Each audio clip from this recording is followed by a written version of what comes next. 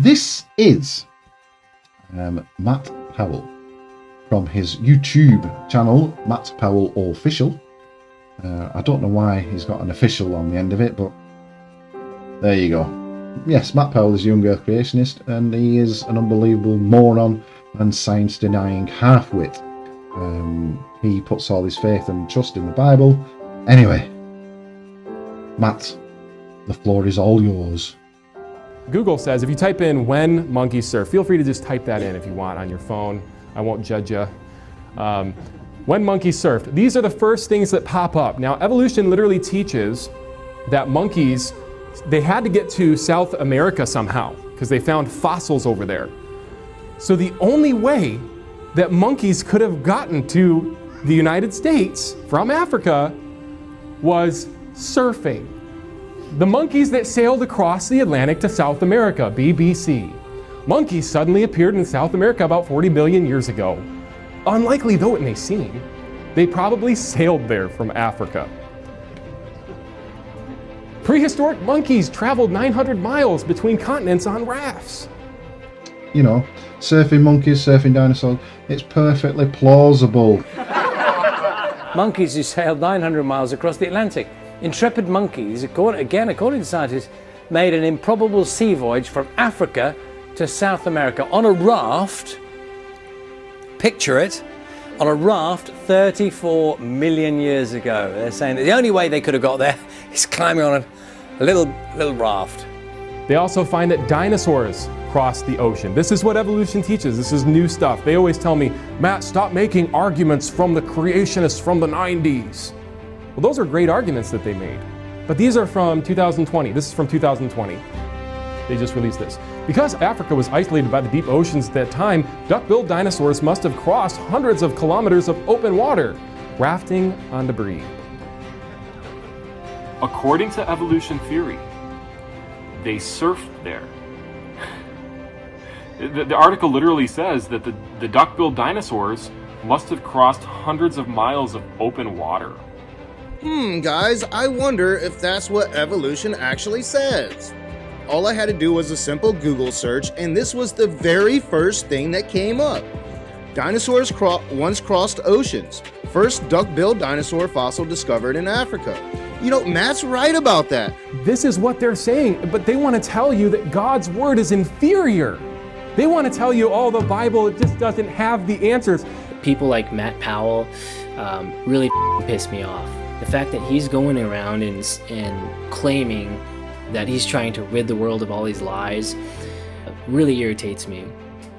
He dumbs it all down to make it sound stupid to his audience, because it's a lot easier if you make something sound stupid to convince them it's wrong or it's flawed. Beards can really take a hit. University of Utah researchers discovered human beards evolved to absorb punches to the head and jaw. And my beard grow a little more. Research shows that flowing facial hair might have evolved to help fight hungry humans better absorb blows to the head.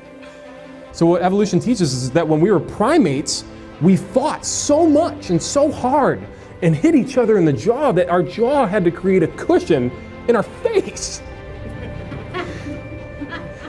Folks, that is weird, okay? That's not just unscientific, okay? That is weird. Alpha male's got the caveman comes by. Fortunately, no humans were slugged in the name of science. Why not? Yeah, this isn't science. You gotta put it to the test. I mean, real life experiment. Hey, well, put it to the test. And my beard grow a little more. Did that hurt? Nope, got a beard. They teach that dinosaurs devolved into chickens. Yes, science has compelling evidence that dinosaurs evolved into chickens. Now, folks, if it's survival of the fittest, only the strongest survive in evolution theory, which one is stronger? They say, well, if you have 100 or 1,000 chickens, I'm sorry, they're not going to win against their great-great-great-great-grandfather. They went from the largest creature that could eat you down to my favorite lunch at KFC. because it was a perfect dinosaur skeleton that just had feathers on it. And now we know that there are a host of dinosaurs that were completely feathered, including Velociraptor. I'm sure you've heard of Velociraptor, right? Did you know they were fully plumed? Fully plumed, covered in feathers. Like I said, if you're an evolutionist and you want to find dinosaurs, you could find living ones today. Here in my hand, I actually hold proof of evolution.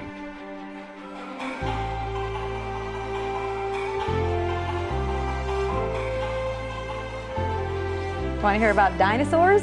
Do I ever not want to hear about dinosaurs? Turns out that, so this is a new report from British scientists, and they said that basically the dinosaurs, they also warmed the planet thanks to all the gas that they emitted from eating all the leafy plants. And in all, they emitted a total of 520 million tons per year of global methane, which is, they say, is a level comparable to the total given off today by animals and industrial activity. So they farted their way to extinction. They literally teach that dinosaurs farted themselves to death. And then one guy says, well, Matt, you have misrepresented us. We believe that they tooted and it warmed the environment. That sounds even more stupid. And that's why they died. They died from the global warming.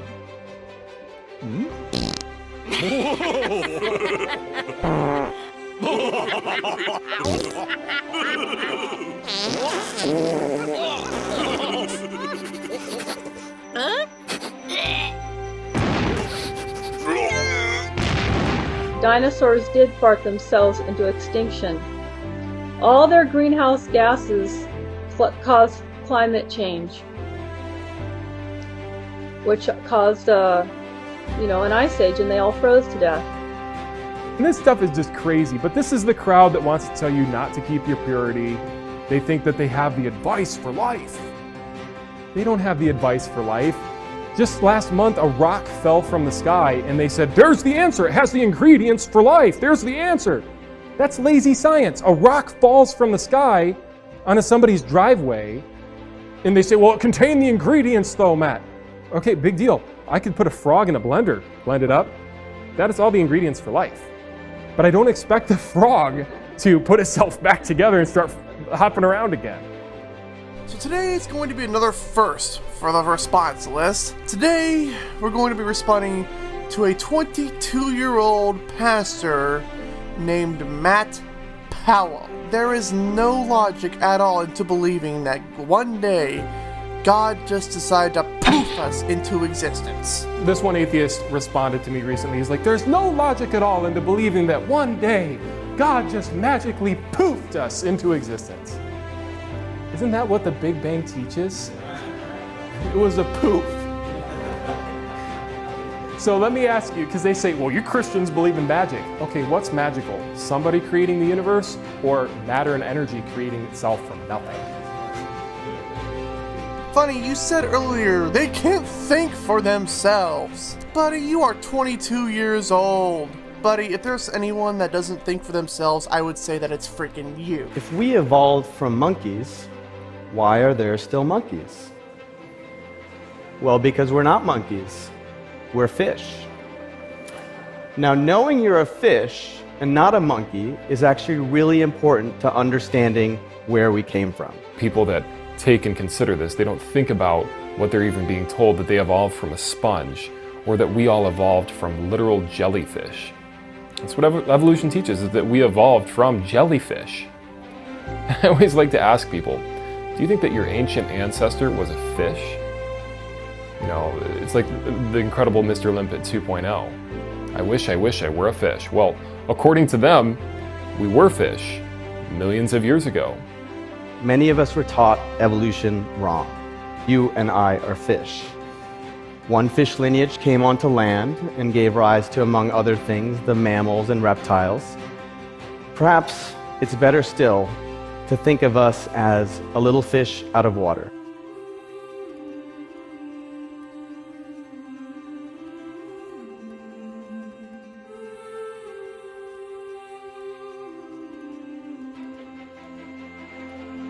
Evolutionists claim it says one plausible explanation, in our view, is that the genes are likely new extraterrestrial imports to Earth. These scientists declare that, quote, the squid eggs hitched a ride to Earth on the back of asteroids. That is what evolution teaches, folks.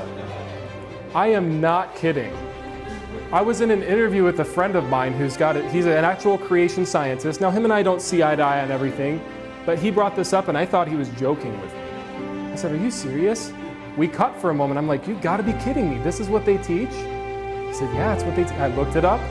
Sure enough, evolution teaches that they hitched a ride on the back of asteroids. Doesn't that sound fun? And they don't get along anyways. Squids and octopuses are constantly fighting each other, so I don't know how they made it here to begin with.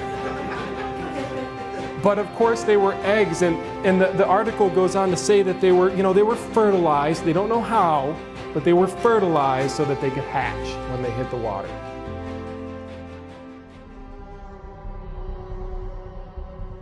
Do you really believe that something came from nothing? Yes. Because there are laws, such as gravity, the universe can, and will, create itself from nothing. They always accuse us Christians. They say, well, that book you've got right there, that's magic. That's a magic book. No, you know what's magical? Saying that the universe came from nothing. What's magical, folks? God creating the universe, or time, space, and matter poofing into existence from nothing? What if I said a giant boulder popped into existence right in the middle of this auditorium?